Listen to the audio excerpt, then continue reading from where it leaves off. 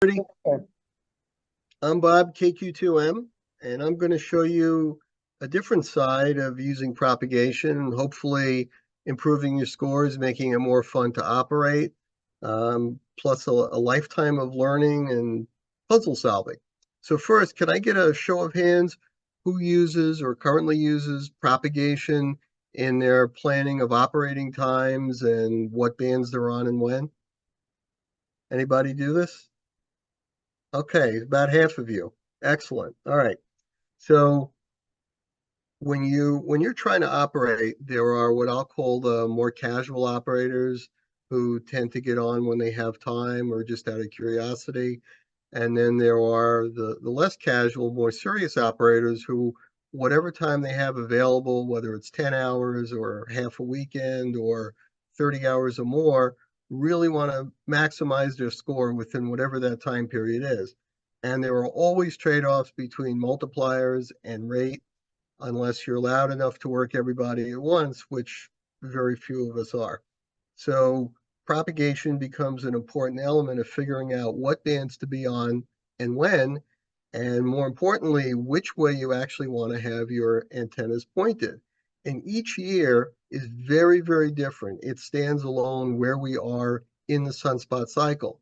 And what's really confusing, it's not just like propagation continues to get better once you're past the bottom till you get to the peak, and then it continues to get worse once you're past the peak and you're heading towards the bottom again.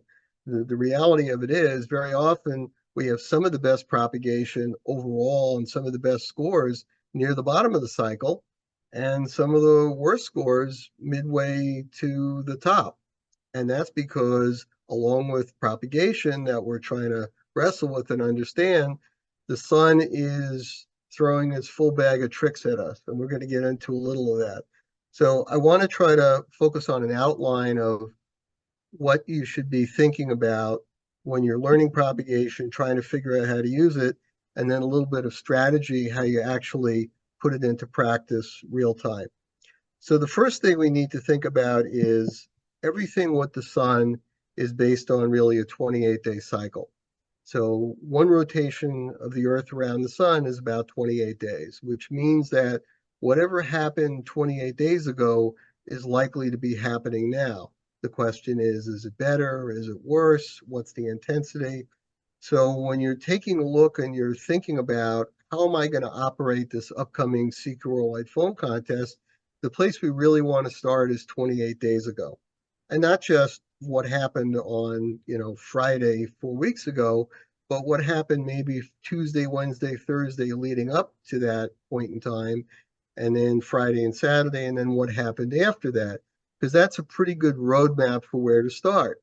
And we want to consider things like solar flux, which is really a measure of the ionization at 10.7 centimeters or 2800 megahertz, the overall intensity of the sun's ionization, which is really the background for all propagation. Sunspots are kind of arbitrary in terms of how somebody actually counts them. Is this one sunspot? Is this 10? Is this 13? You don't Sure. really know. And sunspot sizes vary too. Not all sunspots are equal. But if we look at the solar flux itself, which WWV and a number of Yeah, I other can't websites cast. report, then if we look at the solar flux itself, we kind of have an idea of what may be possible for the coming weekend. What are we starting with? And what I try to use propagation for is to determine what paths are going to be open during the weekend that maybe weren't available last year or might be available this year with a higher level of solar flux and hopefully good conditions, because I don't want to miss any band openings. And the higher we go in the cycle, the more kind of obscure and unusual band openings that might last 15 minutes to a half an hour, and then they're gone. And unless you're there and you got your antenna pointed in the right direction, you miss it. Some of them are over the pole to the north, some of them are over the pole to the south, some are long path, some are skew path, kind of like instead of pointing the antenna north, you're pointing it southeast to work the same guys. So that helps work multipliers too. And we always want to keep in mind where sunrise and sunset are at any particular point in time. So if there's an area of the world we really want to work, like for instance in Asia on 40 meters in the morning just before sunrise, we want to know where sunset is in Asia because there's going to be a signal enhancement on about an hour on either side of their sunset. And then we're going to have a similar enhancement about an hour on either side of our sunrise. And when you get the two together, you have what's called double gray line, which can really produce memorable openings, even with very modest antennas. So for instance, in CQ Worldwide CW, there's a wonderful opening to Zone 26, Thailand, long path in the morning at 40 meters that most everybody can work with just a dipolar and inverted V. You don't need a Yagi, much less on a tower. And it's usually about 11 to 11:30 Zulu. It can be a little earlier, it can be a little later. And you usually get Zone 28 station, Zone 29, all kinds of interesting things that if you don't know to look for it, you're probably on 15 meters S&P Europeans, which is fine. You work multipliers there too. But then not knowing about these brief openings that may show up in certain years, we can't take advantage of them. So this is conceptually how I use propagation to help me. And then also I try to figure out what bands are going to be opening when.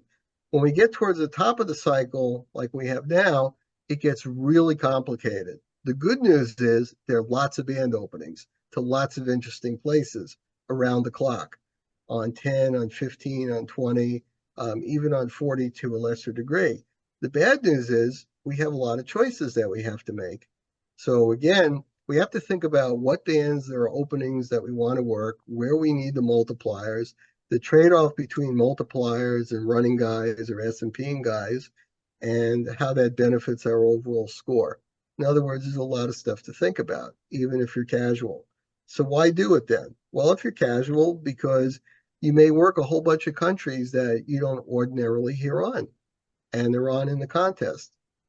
And if you're a more serious operator looking to maximize your score, you want those because those are the additional multipliers you're not going to have a chance to get the rest of the weekend. Maybe you get a chance on Sunday if you missed it on Saturday, but maybe you don't. Maybe you only get one shot at it. So you want to be there if you can. Okay, now I'm going to take you through a couple of things real quick. Let's see. Is this it? Nope, this is not it. Hang on a second. Okay, close this down. Share screen.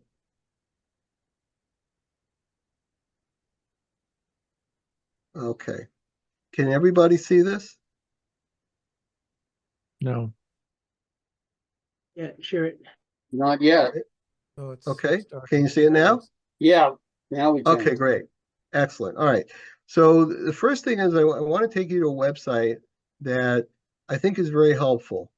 I don't operate assisted, so I can't use this during the contest, but I use this before and after the contest. And this is DX Summit. Now, DX Summit is not connected with the RBN network. So anything that you see here is not pulling spots from that network. These are people just putting spots out here. I use this to monitor how propagation is before and after the contest, particularly before, because I usually don't operate in between contests. My professional work doesn't give me much time, but I want to kind of stay in touch with propagation and understand what's going on. So I'll actually look at this several times a day, starting about maybe an hour before sunrise or at sunrise, just to see what's coming in on the low bands and also what's being spotted on the high bands. And for everybody's location, you kind of get a feel for what you can hear and how that's correlated to the spots you're actually seeing. This time of year, we have very good east-west paths, VK, ZL, YB, and particularly long path, and also skew path Asia in the morning through the southeast. And if I see those calls showing up here, I know conditions are good, even without being aware of anything else in propagation. And more importantly, I'm looking this whole week, every morning I'm checking to see what's getting spotted and by whom. if I see, early in the morning that JT is on 10 meters spotted by W3LPL, I know that there's a great opening over the North Pole to that part of the world, and it's highly unusual. It's not the same thing as hearing, or seeing DLs and Fs and Gs spotted. This is a whole different path. Likewise, if all I'm seeing are South Americans spotted in the morning, I know bands are pretty much dead. They may improve later on in the day, but they're not very useful to start. So I'm paying attention to this the week before, not only to see what's being spotted, but also what the trend is. Are the spots coming more towards Asia and the Northern Pacific, or are they trending more towards South America and Southern Europe, in which case conditions are getting worse? And then I keep in mind 28 days ago also. So this is just a little background for me to stay in touch with propagation before the contest, even if my station isn't hooked up. Now we're going to go to, and we're going to get out of this, and we're going to go to some of the other sites, which I'm going to use mostly as a reference for you guys to actually look at on your own time, because we have a lot of things we want to cover. So spaceweather.com is probably the most useful of all for my purposes, because it has most of the indicators that I look for. So here are some of the indicators that I'm paying attention to during the contest as well as before the contest, kind of figure out what my strategy is going to be. I'm taking a look at what the solar flux is, which is on DX Summit. Here we go. So on the left-hand side of this page, 10.7 centimeters flux, 176 SFU, which is a level of ionization high enough to pretty much open any band 10 through 160. So Hey, that's a Bob, good we don't start. see that page. Oh, you're not seeing this page? No. We're just seeing the page that you were on previously. Oh, I'm sorry. Okay, hold on. Let me close it. Oh, okay. Very sorry about that. I thought when I clicked on this, you would see the page that comes up. Okay. I thought you would too. Ken, do you know if there's a way that I can do that? When I click on this link here, spaceweather.com, I'm seeing the space weather page come up. I just assumed that that would automatically be in the browser. Yeah, so just stop share Okay. and then tab and then say share again and then select that page you want us to see. Okay. So new share, screen sharing, and oh, okay. Thank you. Got it. Okay. Can everybody see this now? Yeah. Okay. So starting on the upper left-hand side, solar wind and density, which I'll get back to in a minute, the current solar flares over the last 24 hours. We see a sunspot number of 130, which is very promising for good propagation, including 10 meters. And down here is what I'm talking about, the 10.7 centimeters flux, 176. A flux of 176 or anything between like north of about 125 is good enough to open 10 meters for a really good solid opening all day long, assuming we don't have other solar phenomenon screwing up the works. And there is no direct correlation to sunspot number, but they generally trend together. Although the sunspot number count, because of complex formulas and other things, is far less reliable. So you could get anywhere from a number of, let's say, 130 to 300. It might not tell you a whole lot about propagation, but if solar flux went from 125 to 200, that's a quantum leap in terms of how well the ionosphere is being ionized and how good the openings should be. A few other things I tend to look at. The A and K indices, which are not shown, here we go. The K index really is a measure of the horizontal component of radiation. And you want the lower the better. So 0 or 1, you're going to have excellent to very good conditions. 2 to 3, you're going to have decent conditions with a high solar flux. Translated means you're going to have a lot of fun on 10 meters. You're going to be able to work a lot of Europeans and run Europeans and on 15 and you may get some JA openings later on. And then there's a calculation to convert this to the A index, which is actually a measure of geomagnetic activity. And the higher the level of geomagnetic activity, the more of a wet blanket effect that has on propagation. So if you got a K of 1, you probably have an A of about 5 to 8, which again, 10 meters is going to be excellent. If you have a K of 2 to 3, you're going to have an A index anywhere from maybe 10 to 20. And then 10 meters is going to be a bit marginalized depending on other factors. This is probably the most important indicator of all, the interplanetary magnetic field. And what I look at is B sub Z, which in this case is -2.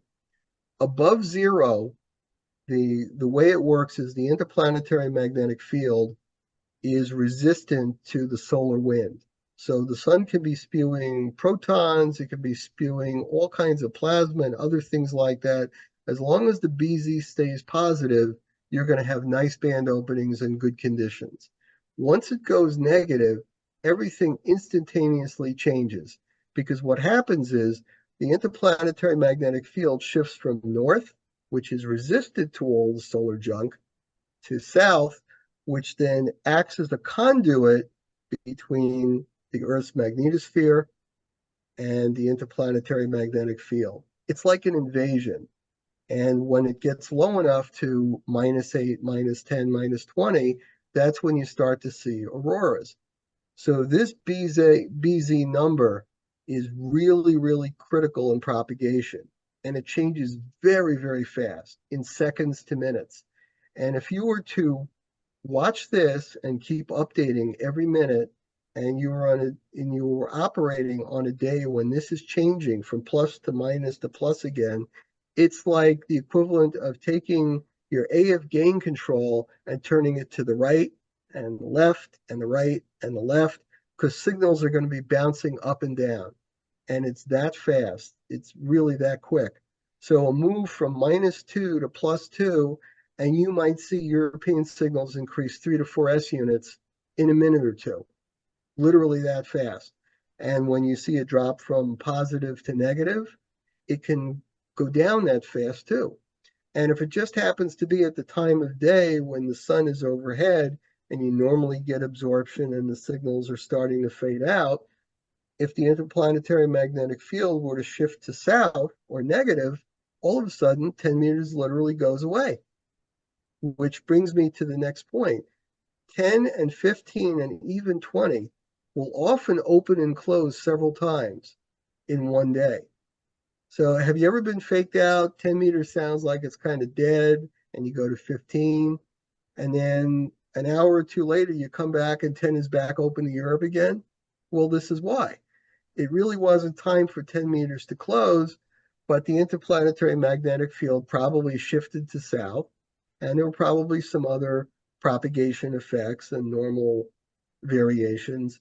And that was just enough to confuse you into thinking that the band is dead, time to go to 15, except that it really never closed.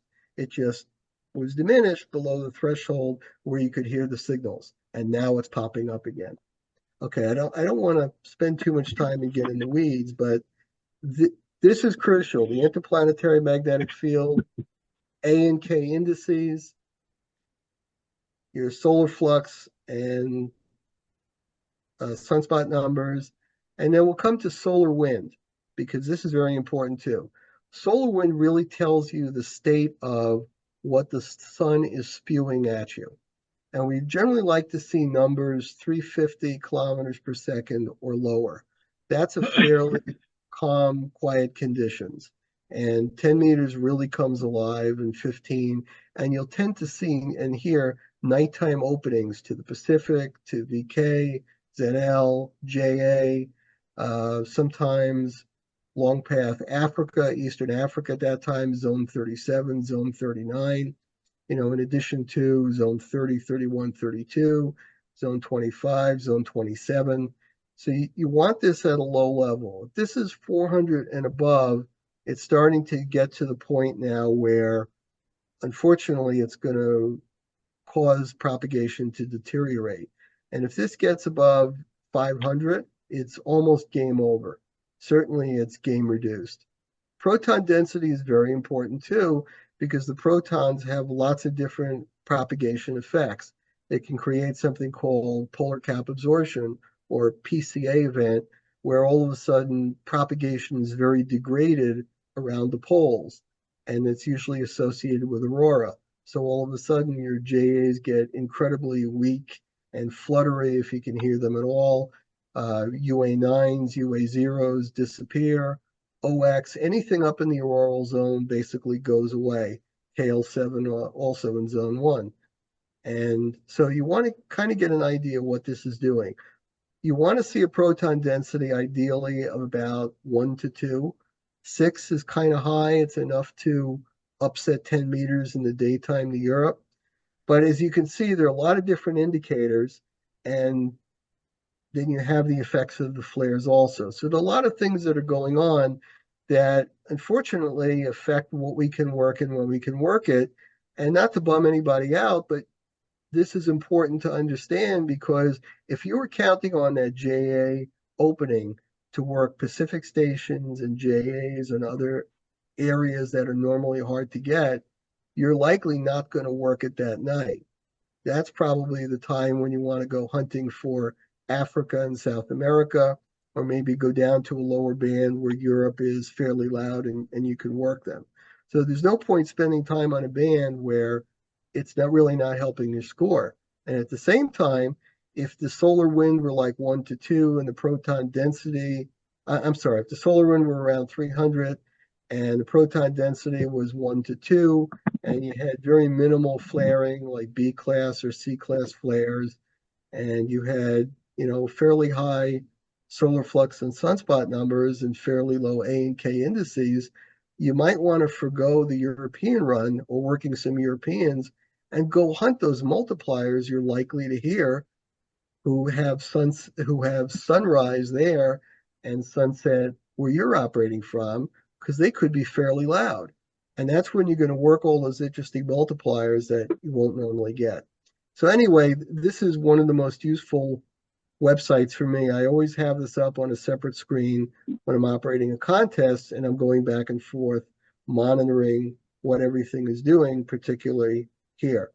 And I have a number of other websites, but I don't want to spend too much time on them. I would suggest you go through the list and take a look at them. Each one is a little different. Some have more information, some of it's presented better, some of it's presented in a way that's different but might be more appealing to you. The idea is to kind of slowly get used to using them, understanding what they mean, track it with your own operating to see any correlations that you can pick up on, which is the same way that I basically learned this a long time ago. Okay, so now let me go back and I'm going to focus not on the websites, which are listed here, but I'm going to take you through 2 logs of mine to give you an idea how things change on the fly and how I've tried to adjust it. Hey, Bob, Keep we're in still mind- seeing the space weather page. I'm sorry? Oh, We're you still still, seeing, I'm sorry. Okay, so I got to stop the share, and thank you for pointing that out. Okay, let's go back to this. I'll start the sharing again. Let's move this here. There we go. Okay. Okay, can you guys see this page now? It says 2021, 2022 CQR-wide SSB log breakdowns. Yes. Yes. Okay, you're seeing that page. Okay, good. So keep in mind that anytime you're on the air, there's always a trade-off between running and hunting multipliers. And what you want to try to get better at over time is figuring out when to not run and hunt the mults, which is counterintuitive, and other times when to not hunt mults, even when a band is marginally open, because you're making more points by running instead. Flexibility is key. Think of operating and tuning one continuous band, 160 through 10 meters. You're tuning from one end to the other, 10, 15, 20, 40 if it's open, 80, 160, and then reverse 160, 80, 40. If they're assuming they're open, then 20 if that's open, 15 if that's open, and 10 if that's open. And that way you'll pick up a lot more multipliers instead of you thinking, gee, is 160 open now? I'm on 20. Or, I'm working guys on 80 and I'm doing pretty well with Europe, but is 15 open to JA right now at 0200 Zulu? So just think in terms of you want to move from one area to the other, always looking for multipliers, and try to use each contest to do something new you've never done before to see if it works. So if you're running on a band or S&Ping on a band and it's the middle of the night, why not try at the top of the cycle, 20 meters, it's probably open to either Africa or the Pacific, or maybe even Europe at European sunrise if conditions are quiet enough. And maybe try 15 also. 15 could be open to Japan or Yankee Bravo or UA9. You never know. So try different things and see if you can learn from each contest. I'll just reiterate again, bands open and close repeatedly. How do you know when a band is closed for the day?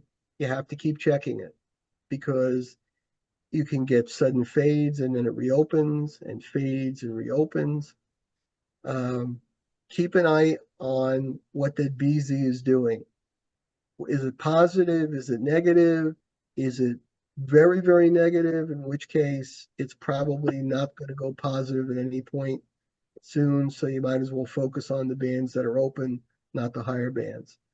And then also go back and look at your logs of previous years. Knowing what you knew now, which is hopefully more than you knew a year ago, would I operate the same way with the same conditions? And if the answer is yes, then you've done a good job. And if the answer is no, because I learned this, right?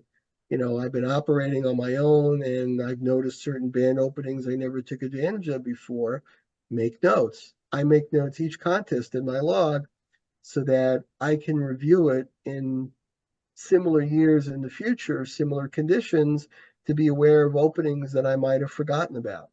And it's fun to do that because it's like a treasure hunt. Multipliers really are a treasure hunt during the contest, and they can be worth a lot in score, as well as a lot of unusual countries or the expeditions. We're all students. After 51 years, I'm still learning propagation. What I know now is a lot more than I knew 10 years ago, which is a hell of a lot more than I knew 30 years before that. The more you know, the more fun you have, the higher your score. And now I'm going to show you how I actually put that into practice. Okay, I'm going to stop the share and I'm going to open the log. Okay, so this is, let's see, let's start the share again.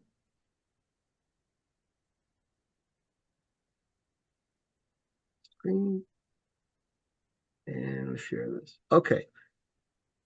Again, I operate non-assisted, and I realize that a lot of you guys do operate assisted, so this will be even more useful for you, hopefully.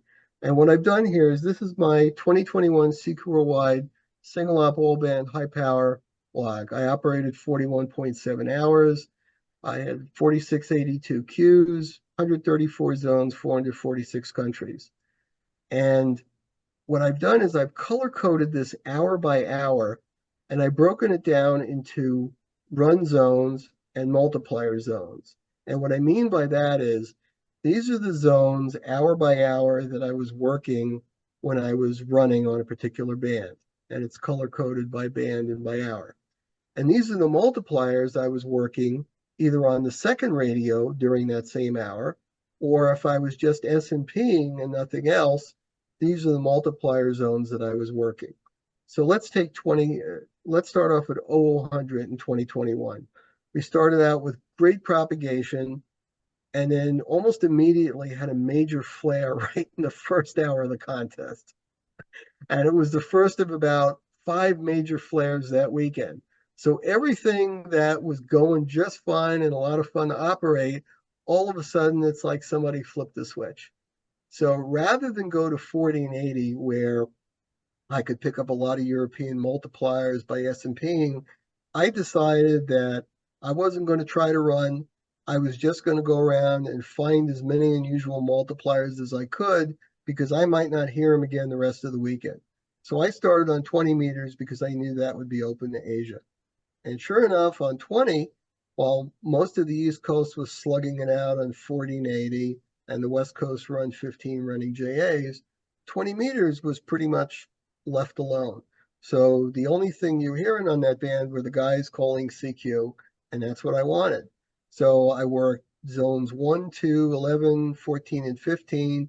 There was just an OH and a in 15, maybe an I and a G and an EA in 14. 11, of course, is Brazil. Zone 2 is Victor Oscar 2, which is a rare zone. Zone 1, of course, Alaska. And then zone 19, I was particularly interested in what was coming over the pole that I might only have one shot at Friday evening. So this was a UA9. There was no zone 18. And then, much to my surprise, I caught a lot of rare mults. Zone 23, which is JT, zone 24, which is China, 25, of course, Japan, that's not unusual. But zone 26, Hotel Sugar, usually very loud in the 0000 hour on 20 meters, even with a modest antenna. It's fairly high angle path. Zone 27, deep Pacific, no YBs, no zone 28, unfortunately, but I did I did find a VK6 in zone 29. Zone 31, of course, KH6. And then the band was also open to Africa, which is not unusual. Very often you'll get 37, 38, or 39 somewhere on the band. I found, I think it was a Tanzanian station 37, and I got an OX in zone 40. So already I was 5 to 6 zones ahead of where I normally would be on 20 meters. I only had 33 Qs, but I had 32 multipliers, and half of them fairly rare. So I decided to stay on 20 and go to 40. And here I was doing S&Ping because you're really not going to run unless you're K3LR at that stage of the contest on Friday night. So on 20, zone 9, zone 12, which of course is Chile, zone 35 and zone 39, which I mentioned. These are the African stations. Zone 35 might be Delta 4. Zone 39 might be Madagascar or Fox Radio. And then on 40, you have the band, of course, is open to Loud Europe, which are, stacked 2, 3, 4 deep on every frequency on 40 meters. Zone 20, zone 33, EA8, CT3, EA9, and then some garden variety South Americans. So when we got I was prepared to run on 15 to start the contest. When we got that big X-class flare right at the beginning, I knew that that would destroy 15 and 10. I didn't even bother to listen there. I went right to 20, which was the right strategy. And then after 20 started dying, it was all low bands the rest of the night with occasional tuning on 20 meters just to see if there was an odd multiplier or something in South America I could work, because there was no way it was going to be open at European sunrise. So this is just an idea of how I'm real time adjusting my strategy, which instead of operating like it were top of the cycle conditions, I'm operating more like it's bottom of the cycle, because the propagation has really been deteriorated to such an extent, it's not worth any for an East Coast station really trying anything on 10 or 15 Friday evening. And then 40 meters, again, just really S&Ping mostly, 20, 40, 80, and 160, looking for multipliers, occasionally trying a run. And I only have a 3-element wire beam plus an inverted V on 40 and a 4-square. Nothing you can really run with, but occasionally you'll find a spot high in the band, or you'll go up above 7,200 and call CQ listening down, and you'll get Europeans to call you who are not able to compete for run frequencies down below 7,200. So what you're trying to do is you're trying to focus on the multipliers, because the Qs will come tomorrow on Saturday on 10, 15, and 20. So pick up the multipliers you can, try an occasional run, see what happens. And then it's more of the same in the 0500 hour, a little bit more running as 40s, some of it peters out. And then you try to do the same on 80. Multipliers, I'm just looking for South America on 20. And then the same thing in the 06 and the 0700 hours with more of an emphasis on the run. But again, tuning on the other bands, picking up multipliers wherever you can find them. What you don't see here is zones 3, 4, and 5.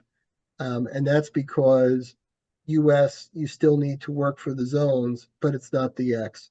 So I'm only showing zone 5 or zone 4 or zone 3 if I'm working Canadians in those zones. And you can work a lot of Canadians in the contest, but again, your focus should be, what can I work now that I may not hear again? So let me get it while it's still there. And then at 0800, you're back to, with poor conditions, you're back to whatever multipliers you can get on 40, 80, and 160. And then I took about an hour off, and now I'm preparing for 20.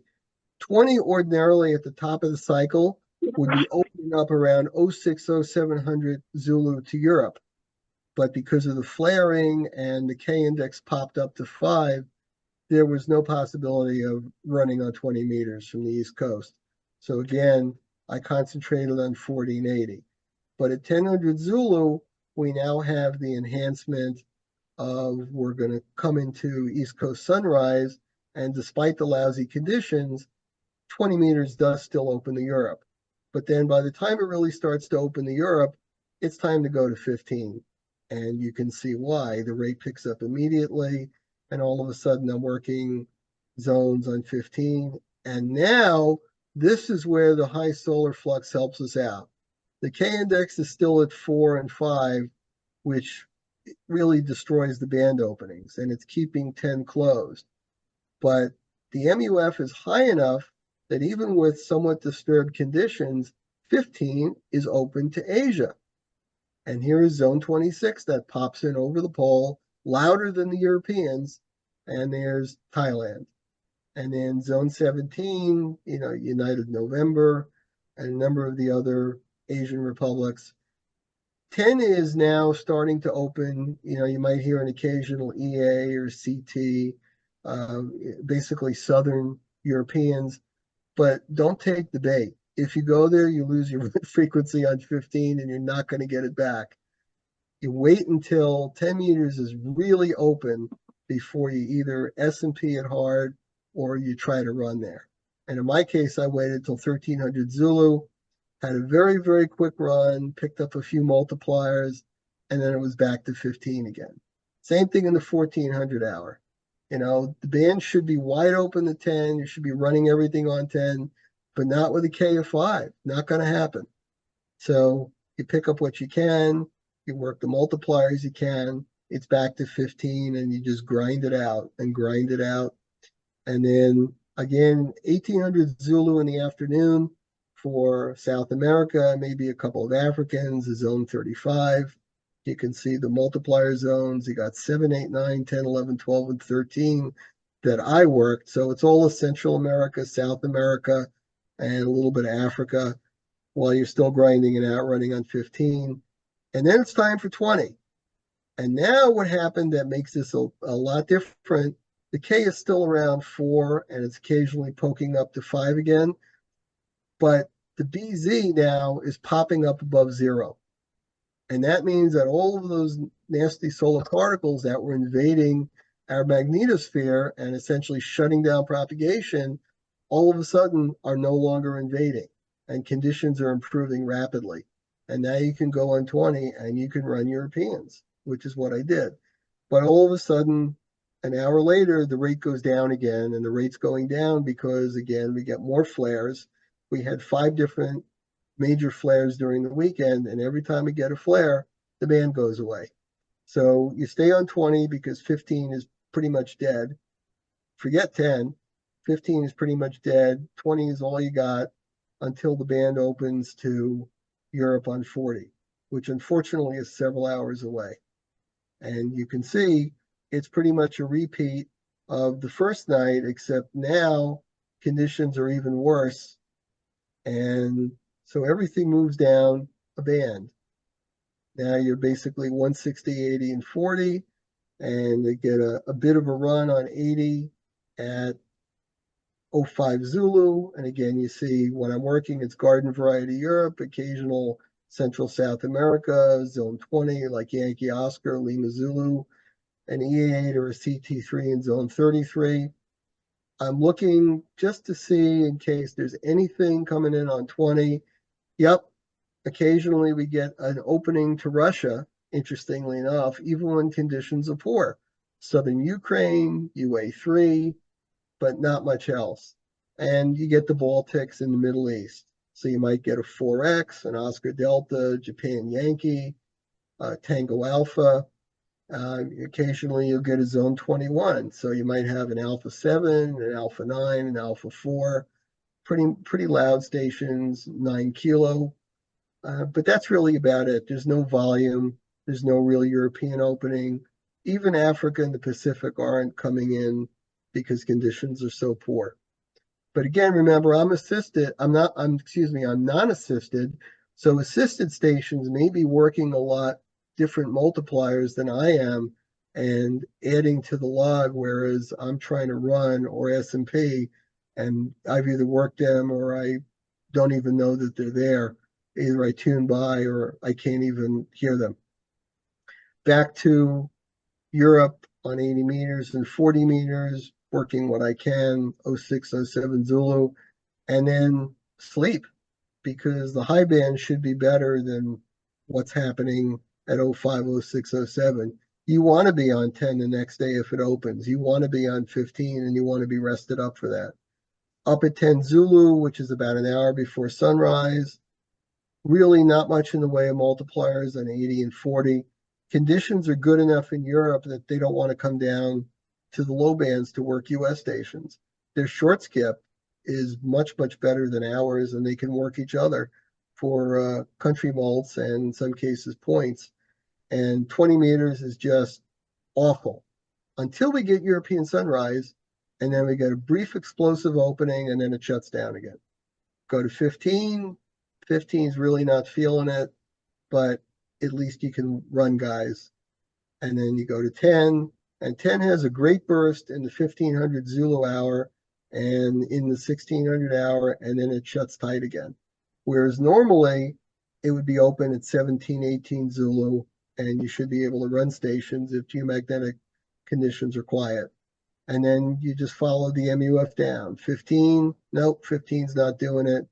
Go back down to 20, 20 a couple of good hours, pop up to 10 for multipliers. 1900 Zulu, loud South Americans, and occasionally loud Central Americans. If you haven't worked mults on 10 meters, this is the time you want to go there. These stations are loud, S9, 10 over, 20 over, even with poor conditions. And usually there are a whole slew of LUs and PYs to work. So you can even do good rate S&P if you're not able to run. 15 meters, the same thing. This 6 Qs and 2 mults could easily be on 15, but it just happened to be on 10 because I like to try to operate the highest frequency possible, which is another strategy that's very important. Occasionally we get propagation that really does not correlate well with what the numbers say. And that's just because there are other factors that aren't being measured in those indicators that might be very important. So you may get a 15 or 20 minute or even a half an hour opening on 15 or 10 unexpectedly.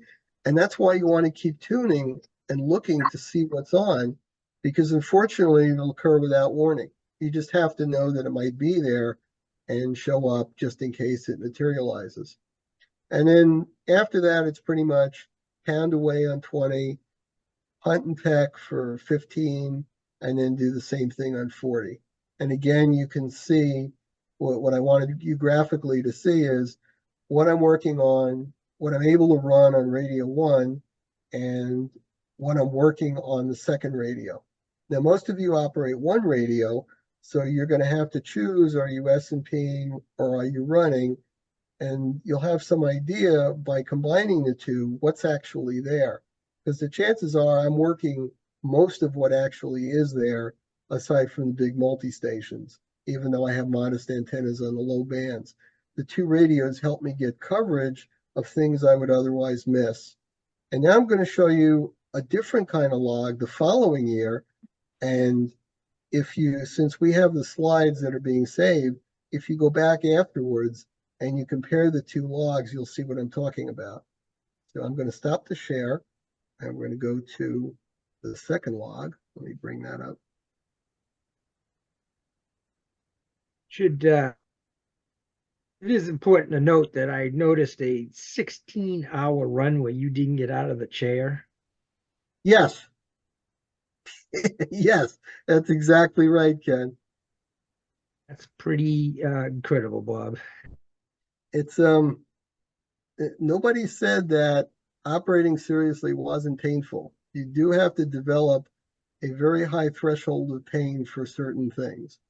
And you have to be willing to put it aside, whatever your other needs might be, so to speak. That, by the way, is part of the planning too. Is you have to figure it. You have to eat and drink in such a way that you put less stress on your body, or at least I do anyway. Okay, now this is the 2022 law. Can everybody see that? Yes. Okay. This is single up non-assisted, but it's one radio. This is classic.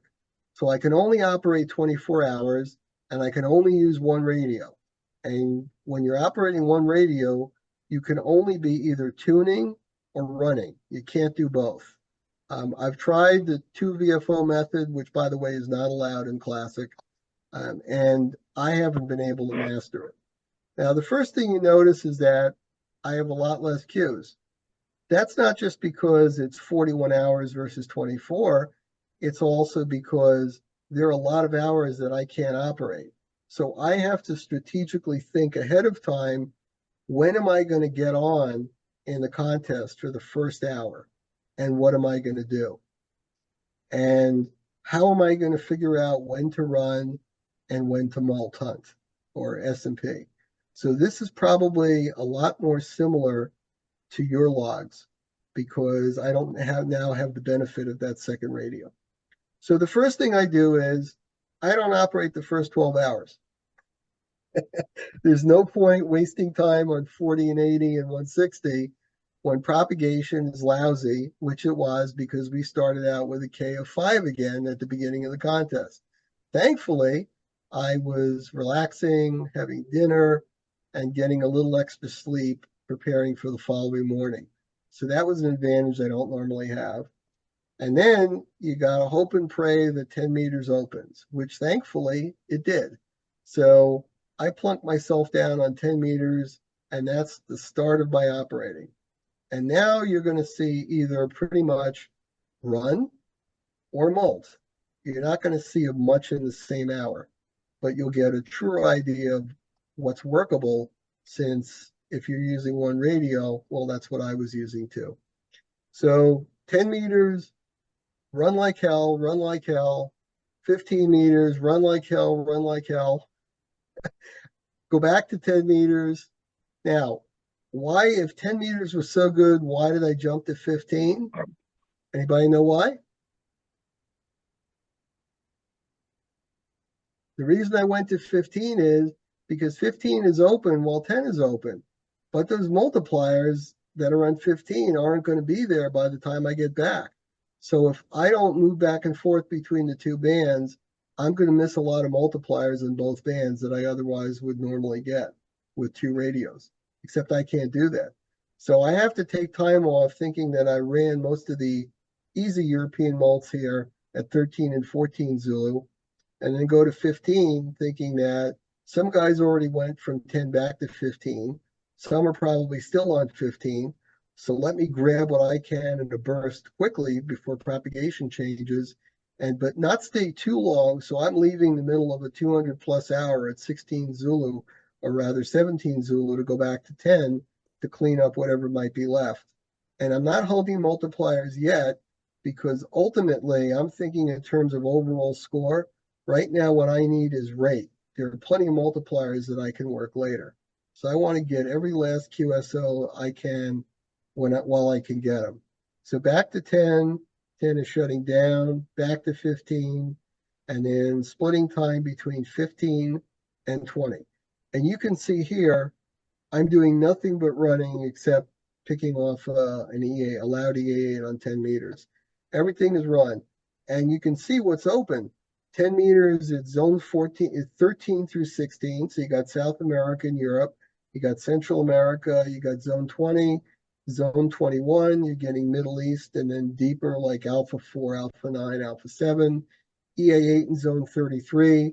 And then you're getting Eastern Africa, ZS, Lesotho, 7 Papa. You're getting Fox Radio, 5R8, Zone 39. And then same hour after hour, except now I'm picking up Zone 35 on 10. Then I go to 15, and you can see HC, Central America, Caribbean, 14 through 16 on 20. So we're getting some propagation into Russia, which is good, zone 20. And then the following hour, again, pretty much the same zones, except zone 39, we're getting a little later in the opening and closer to zone 39 sunrise. Back to 15, a couple of still Europe, some Africans, back to 15 here. And then we go to 10 meters, still cleaning up Europe. And then 15, the propagation now is branching out, 33, 37. So we're getting Eastern Africa like Tanzania and zone 12. So now we're getting Chile into the mix. And then 1900, now it's time to go to 20 meters, not because 15 is shut, it's just because 20 meters is opening and you want to get there to get a good frequency. You get some JA activity in 1900 Zulu. That's early. That means that even with the high K indices and the negative interplanetary magnetic field BZ, there's still some JAs loud enough to work me off the side of my antenna pointed at Europe. That's a good sign.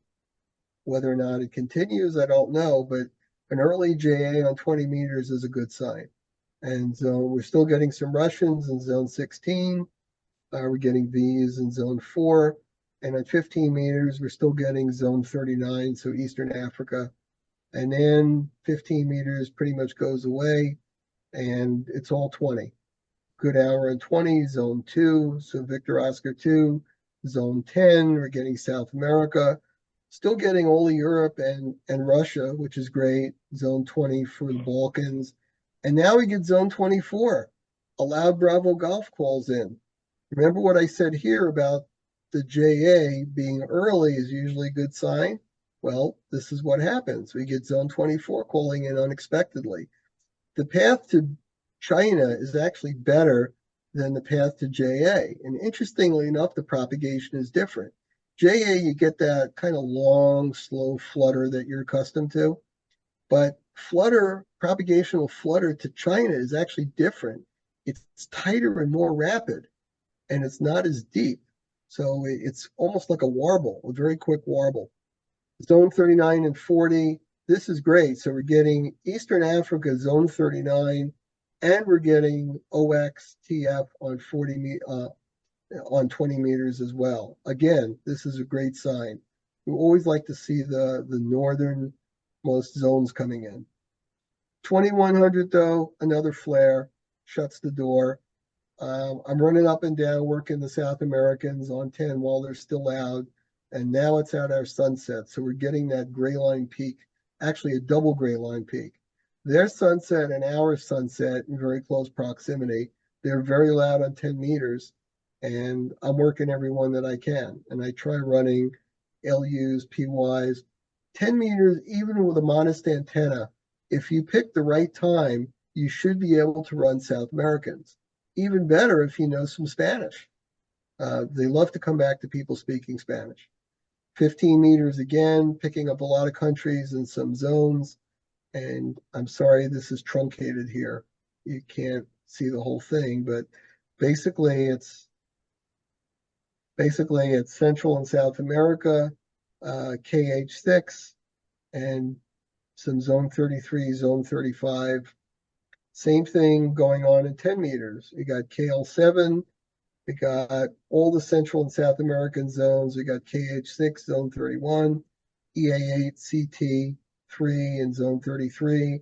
And then you got Africa on 10 meters.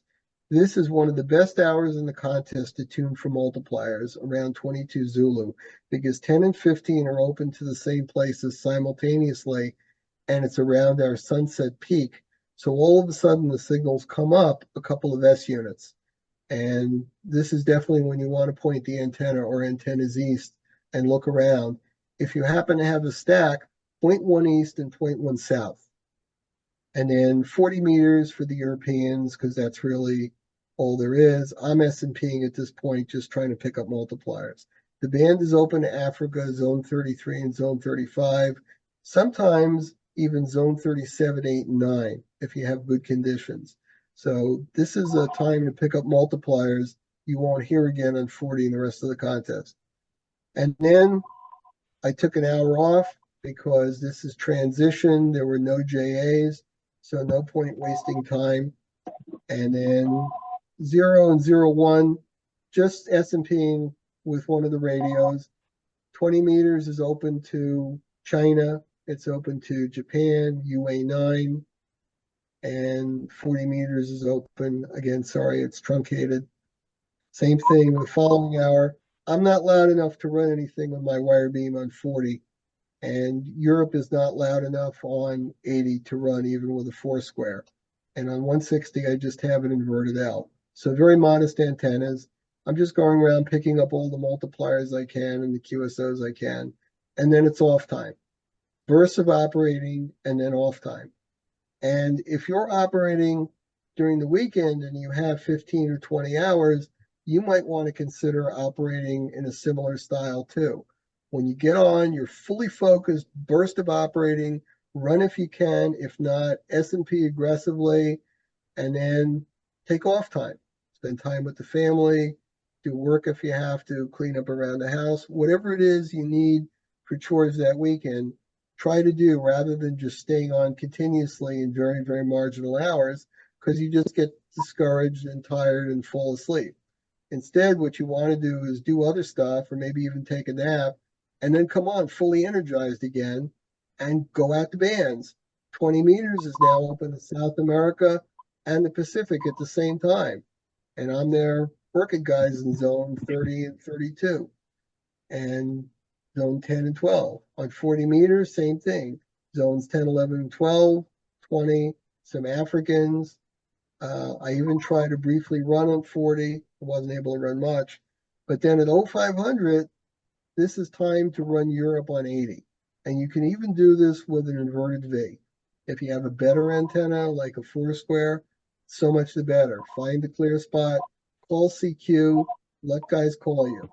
And here, zones 4, 7, 9, 14 and 15, and 20. And you never know what else might pop in. You might have zone 11, 12, 13 in South America. You might have KH6 in zone 31 at that hour because it's right around their sunrise. You might get zone 21 to call you on 80. 4L, the Eastern Russian republics. And then 0600, this is prime European sunrise on 80. And unfortunately, I'm not working much because we got another flare right around this time. So I was on 20 trying to pick up what I can because 20, zones 29, 30, and 32 are on, usually with a few countries, zone 12. And I'm able to run some VKs and a couple of other stations. 80, I run a few Europeans. And then it's S&P, zone 13 and 30 on 20. Europe and a couple of Central America, Caribbean stations on 40, and then whatever you can pick off on 160, which is not much in a phone contest. Go to sleep for a couple hours, pop back on, see if there are any Central South American stations on 20, 40, or 80. There were. I worked a couple of them. 20 meters now at 10 Zulu, it's time to open to Europe, and here I am, except that ZLs are calling in long path because conditions, frankly, are poor. And as you notice, there really isn't any run at European sunrise because conditions are that poor. But you do get some zone 20 and 21 because they're further south and the MUF is higher. I go to 15. I try to run. I get some, again, Central South America. But now I'm getting some of the Northern European stations that I was not able to get on Saturday. So we get Russia in zone 16, we get zone 17 on 15 meters, which is great, and zone 21. Some of the multipliers are calling in that I didn't get the first day. And unfortunately, while I could stay on 15, even though it's not very good, we got to go to 10 because this is the last chance. 10's either open or it's not, and you got to be there first thing in the morning. And 10 was open, and it was open really, really well for about 4 hours unexpectedly. BZ went positive, so all of a sudden the particles stop invading, and we get a really outstanding European Open for about 4 hours. And it's with Russia. So we're getting lots of multipliers in zone 16. And we're getting zones 20 and 21, hour after hour. 4 hours in a row with zone 21 stations. Some Africans mixed in. This is a great opening, even though conditions overall aren't great. No time for S&P. I mean, you're just running flat out whatever you can until you run out of guys to work. And then it's back to 15. And it's the same thing all over again. Try to run everything you can. Multipliers pop in zone 20, zone 40, zone 35. Stay on 15 as long as you can. And then it's time to go to 20 meters, which I do. And by now you've worked most of the multipliers you're going to work, unfortunately. And you're just playing out the string, making sure you get your 24 hours in. If propagation is better, everything shifts up from 20 to 15 to 10 much quicker. I always want to preferentially be on 10. Anytime 10 is open, I want to be there. And that's because you don't know when 10 may go away. At the top of the cycle or near the top of the cycle, you get flares, which will shut down 10 in seconds. It may bounce back, but it may not. So you got to be here to work these guys because you may never get them again. And the same thing with the multipliers. This is where you want to spend your time. 15 meters, you got a little more leeway. If 10 shuts down, everybody goes to 15 because they no longer have 10. So you want to be on 10, and then you have a little more luxury of timing 15 meters.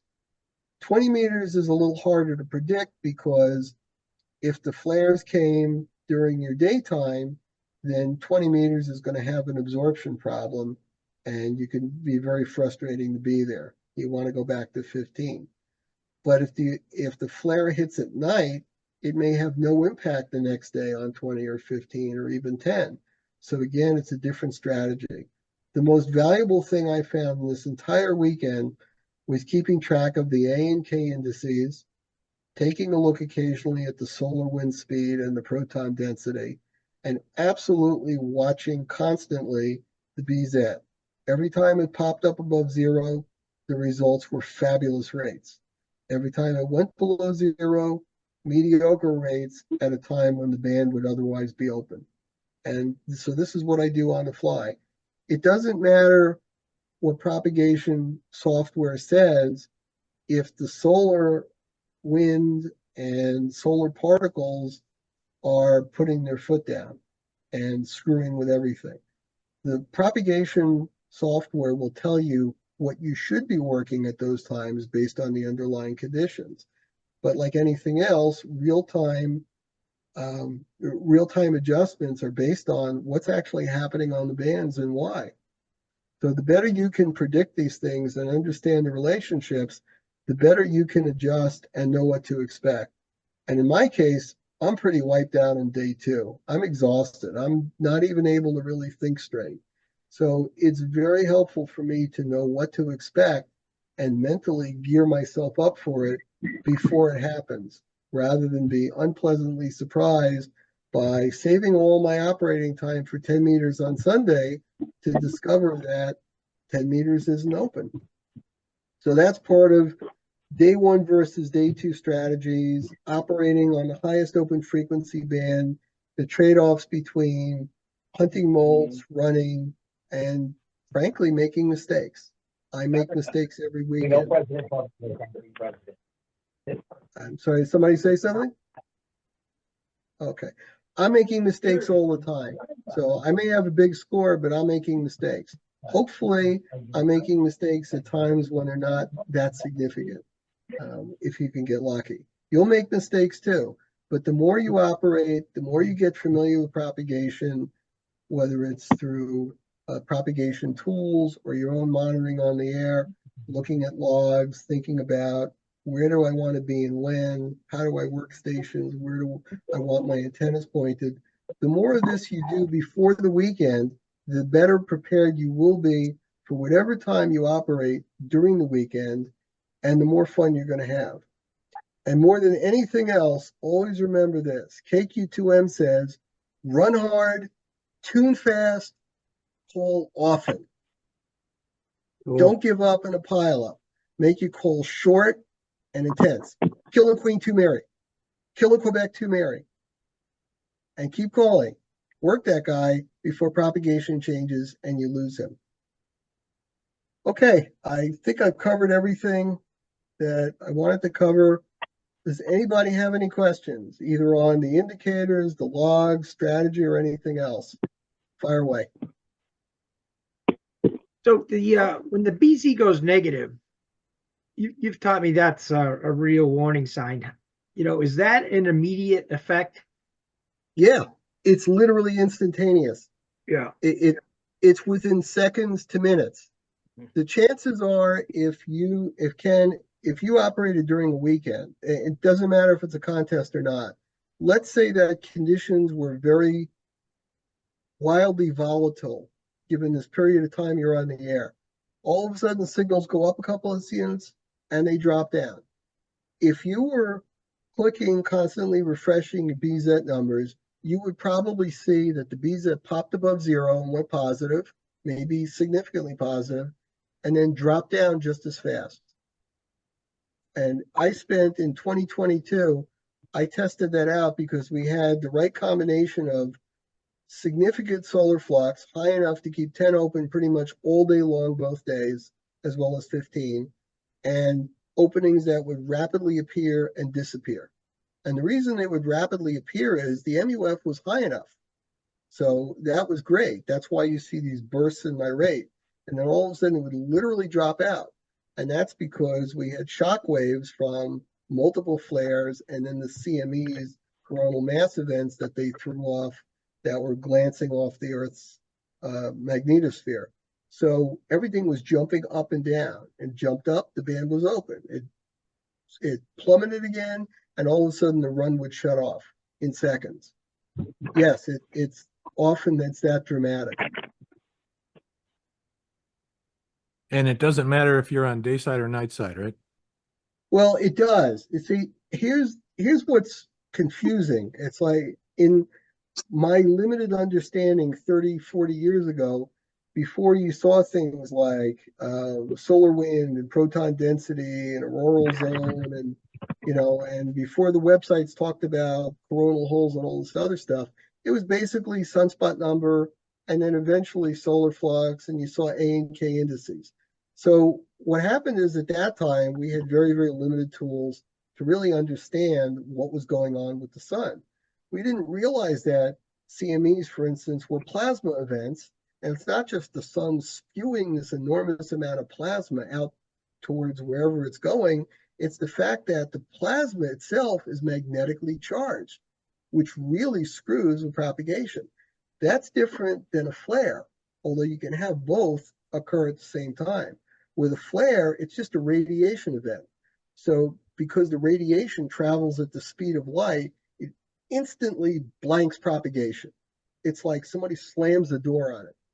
But because it is so fast, usually then there's a recovery over the next hour to 3 hours until the CME comes in on the solar wind, which basically takes 36 to 48 hours later.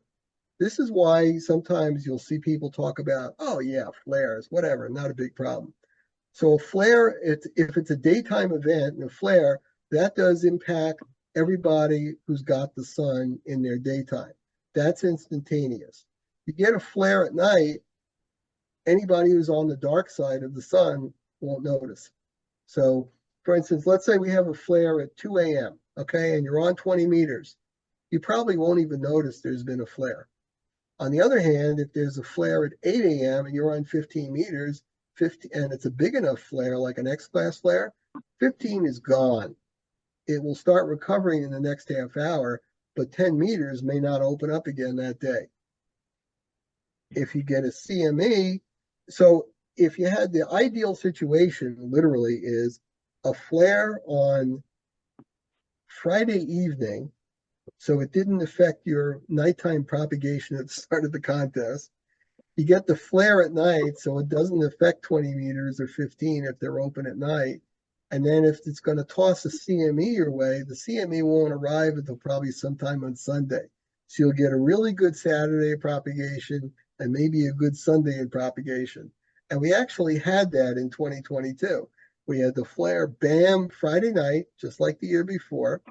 And then the CME arrived Sunday afternoon and wiped it out. But you got some good hours of openings, as you can see from my log, Saturday morning and Sunday morning. Hey, Bob, I'd like to show a screen of the BZ. Yeah, sure. Okay, so I'll stop. stop here. Let me share.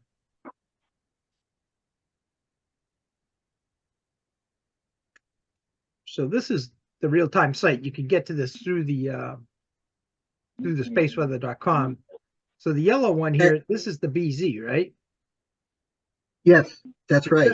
Just while you've been talking, it's actually dropped quite a bit.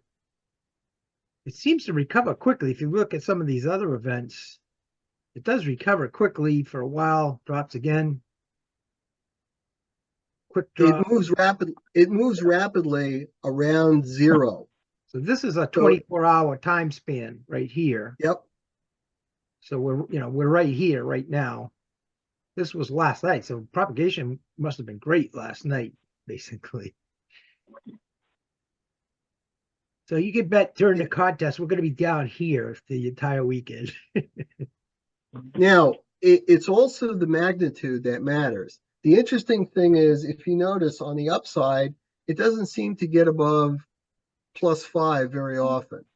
And if it does, it doesn't really matter very much. But on the downside, depending on what's going on, for like around -5 to -3, that's like a wet blanket effect on propagation, but it doesn't make the bands go away. It just makes them not as good. But now you start getting down to -10, -15, that's a serious problem because that will then correlate with a K of 4 or K of 5, and bands just go away. If you got a gray opening, it becomes a marginal opening.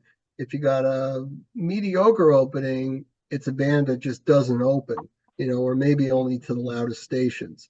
So, but if you were to take, there's no way to really do this well, but if you were to go back in your log, if you were operating, let's say, in a contest during the 24-hour period, and you made notes of when signals got loud or got weak, you would find an amazing correlation with the peaks and the valleys. Most of the time, we don't think about it. We just notice, like, okay, the signals went up 2 or 3 S units, and it stayed there a while, and it dropped down again, and then it got louder again. And that's because it would be following BZ pretty well as what other phenomena were impacting the interplanetary magnetic field during that period in time. It's just BZ is very fast acting, and that's why you can track it so well. The K indices are only updated once every 3 hours, and the A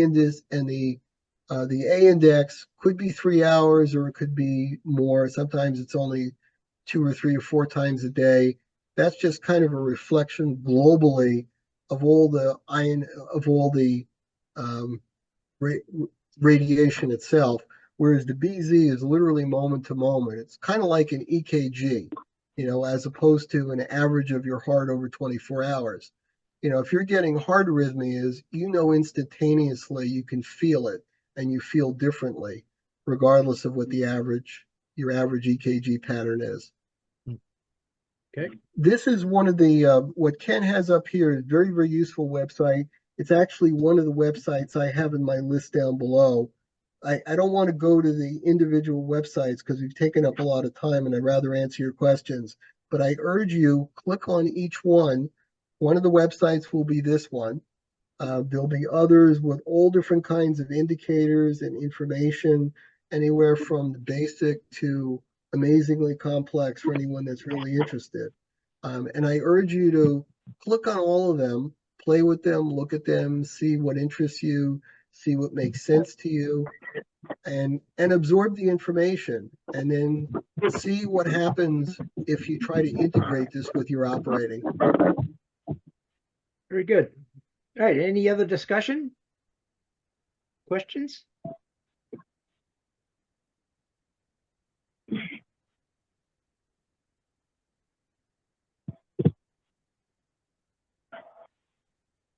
Who's on the phone there?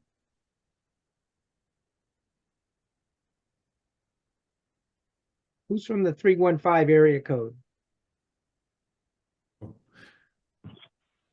Hey, Bob, I don't know if you can hear me now. Yeah, Okay. When you're doing S&P, do you have any techniques that you use to be able to find multipliers quickly and avoid duplicates? yes, absolutely.